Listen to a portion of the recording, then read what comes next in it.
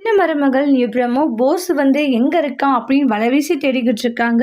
டேய் நீ மட்டும் கண்ணில் பட்டு அவ்வளோதான்டா, நீ தான் பண்ணதுன்னு சொல்லிட்டு சேதுக்கு தெரிஞ்சாச்சு.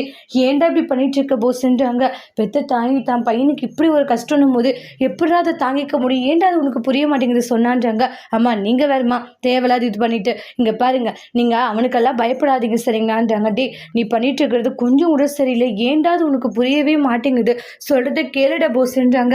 இனியாச்சும் பண்ண தப்பு மன்னிப்பு கேட்டுட்டு இனியாச்சும் திருந்துடான்றாங்க. நானாவது திருந்துறதாவது நான் இந்த ஊரை விட்டு கூட போவான், நான் கண்டிப்பா அந்த ராஜாங்க குடும்பத்தை நான் சும்மா ஆட மாட்டேன்றாங்க.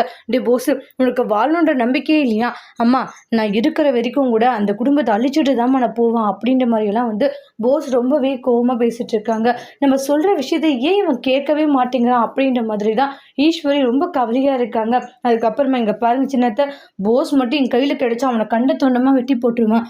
அப்பா இந்த நிலைமைக்கு இருக்கிறதுக்கு காரணமே அந்த போஸ் தான். அவன் மட்டும் என் கண்ணில் பட்டுட்டோம், அதுக்கப்புறம் இருக்கு இங்க பாரு சேது அவன் ஏதோ தப்பு பண்ணிட்டான், அப்ப நீங்களும் இது கூட்டம் ஐயோ சேது எனக்கு தெரியாது, இங்க பாருங்க உங்க பையனை காப்பாற்றணும்னு நினைச்சிங்க அப்புறம் நடக்கிறதே வேறிட்டு ரொம்ப கோவமா சேது சொல்லிட்டு போகவும் ஈஸ்வரி ஒரு பக்கம் பதட்டமா இருக்காங்க. அதோட இந்த ப்ரெமோவே முடிச்சிருக்காங்க. தேங்க்யூ.